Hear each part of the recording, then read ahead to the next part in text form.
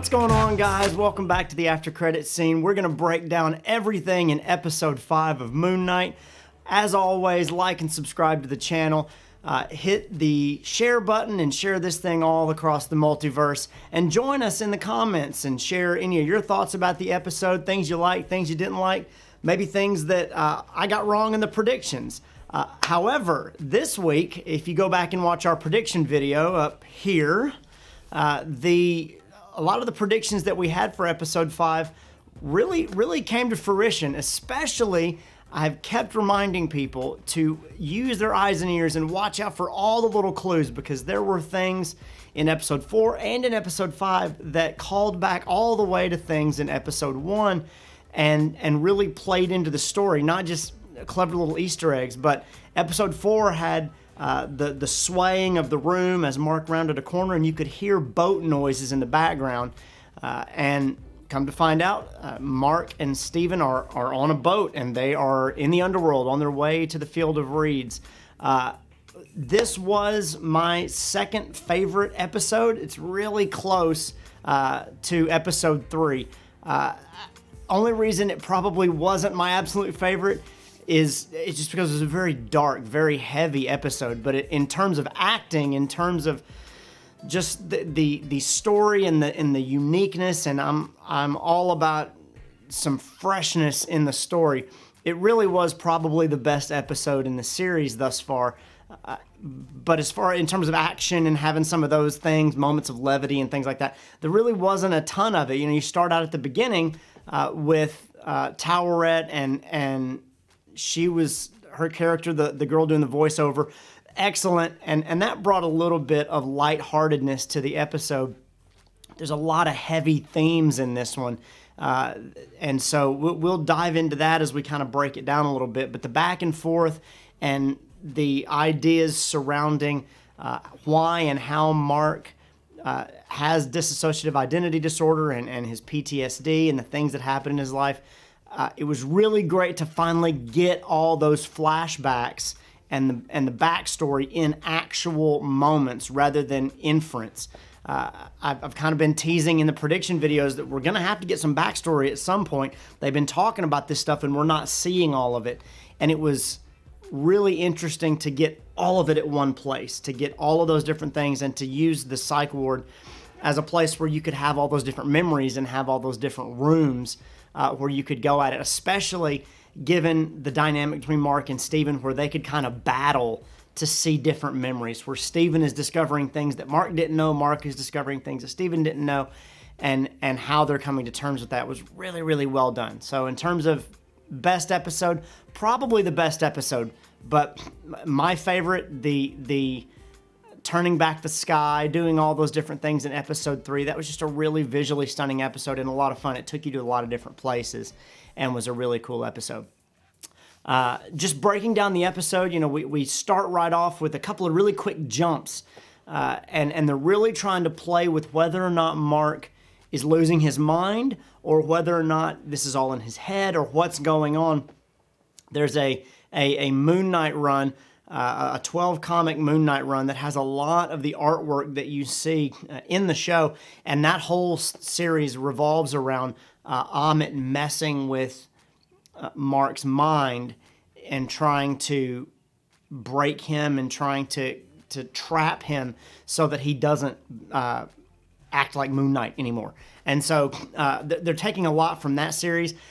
It would not surprise me if we've got a difference here between the psych ward setting where Mark is in the underworld and looking through his own memories and trying to balance his scales, and then these scenes where he flashes to the office with Harrow, and if that setting is somehow not connected, Towerette makes reference to the Ascendant Plane, which is a really great Black Panther reference, but also this comment that there are many levels of disconnected unconsciousness after death. I wonder if we're seeing both of those, and because of Mark's condition, we're able to kind of get both sides of that, and Mark's kind of wrestling with that.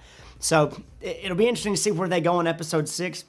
There's a few things that I know will probably happen, so a few things that have to happen, but we're going to break that down in a prediction video here in a couple of days, so stay tuned for that before the finale drops. But right off the bat, you get those breaks. Towerette shows up and has this conversation with Mark and Steven. I got the impression at the end of the last episode, especially from the way that they screamed, that Steven is a little bit more aware of where they might be because of who he's looking at, and Mark is just freaking out because there's this giant hippo person. So Mark is freaking out because it's scary. Steven is freaking out because there's a thought that he might be dead. And so Towerette confirms that, hey, you're dead.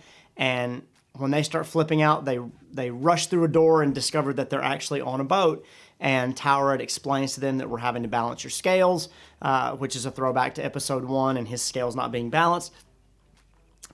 Towerette encourages them to balance their scales so that they can move forward and not be stuck in the sand where they will be stuck, turned to concrete, whatever, and be unable to move forward. And so they go about this process of trying to reconcile their memories and trying to understand what happened to them. And as much as this was an exercise in moving the character forward, excellent character building, they kind of pulled the character out of the world that they were building, even though you can include a lot of this Egyptian mythology in the world building.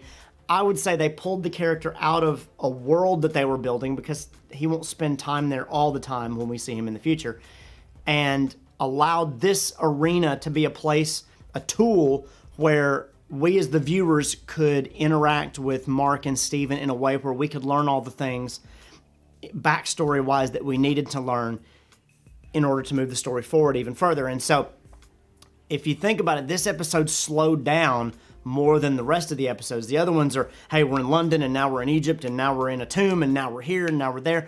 And it was just boom, boom, boom, boom, boom. And this one is, we're all in the same place, but we're getting a lot of backstory and things we've already heard about. We're just getting to see it and kind of piece it together, even though, ironically, it was all disjointed and out of sync time-wise. Was really, really well done. And so Mark and Steven go on this journey. Steven gets to kind of confront Mark on all the different people that he has killed. Mark is having to come to terms with who they were and who he is.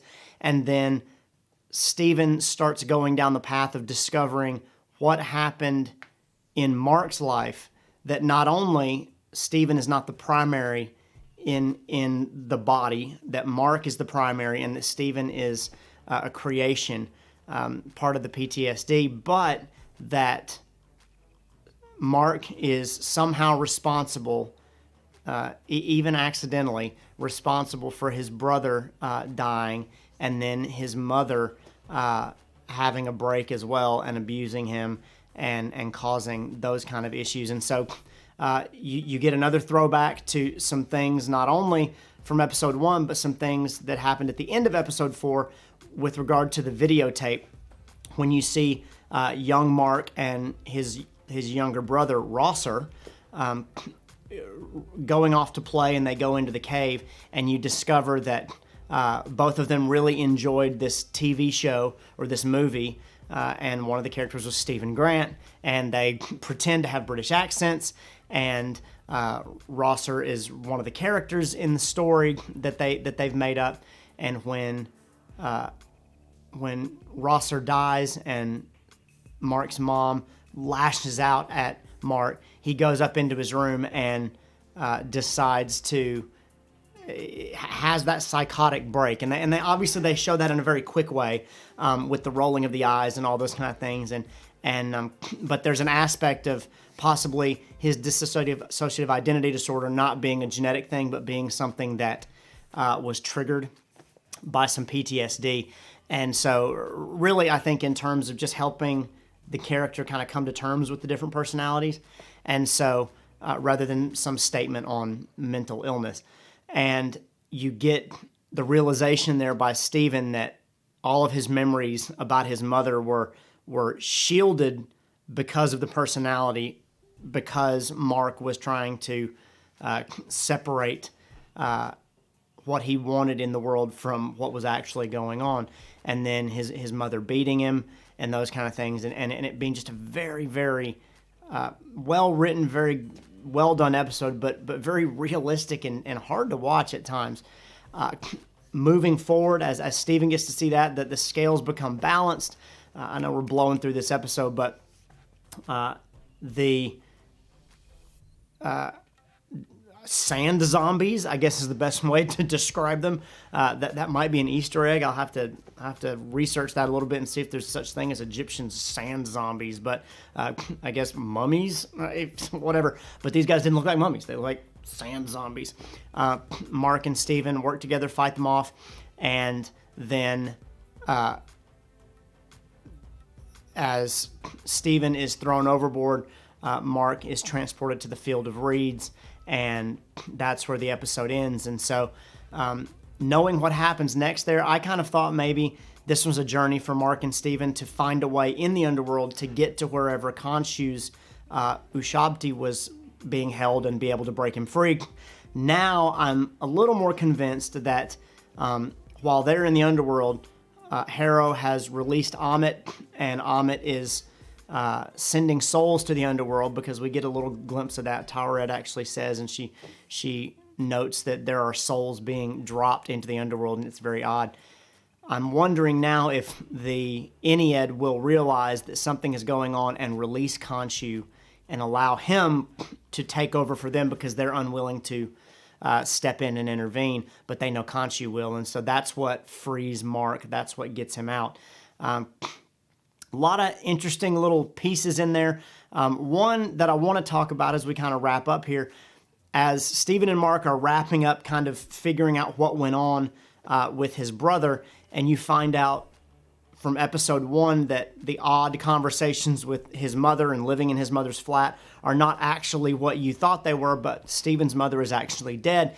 You get a time frame there, and Mark says that it happened 2 months ago, and it happened right about the time that Mark started being unable to control the time jumps and the blackouts between him and Steven. I am wondering if that is the moment, it's another PTSD moment, where Jake Lockley appeared. If that is the first moment where they diverged into another personality, and that's why Mark is having trouble, is this anger, this unresolved aspect of Mark and Steven's nature is manifesting itself in the character of Jake Lockley. We've already seen a sarcophagus in the psych ward that has somebody in it, similar to the way that Steven was. Even in that scene where Steven is finding out that his mother is not alive, and you see the flashback of Mark refusing to go into the funeral and then reverting to Steven and having this fake phone call on the phone with his mother, you see a cab pass by in the background. There's a lot of foreshadowing and a lot of little eggs there that are reminding you that this is coming, along with the comic run that all this is based off of. Jake Lockley pops up and is prominent in one of the episodes. And so that's coming, but how they use it and how they reconcile that and use that in the 6th episode is going to be very interesting, because there's a lot of other things that they need to do in episode 6, and I thought they might end episode 5 by showing you Jake Lockley, and then episode 6 is all three of them getting away, getting Khonshu back, the big fight between Harrow and Khonshu that needs to happen, and then some other little cameos and wrap up things. But who knows? We'll have to see. My prediction is slowly forming. I'm curious to see what you guys think about the episode. There was a whole lot there to go through, a lot of Egyptian mythology that they were playing with and piecing a whole lot of things together.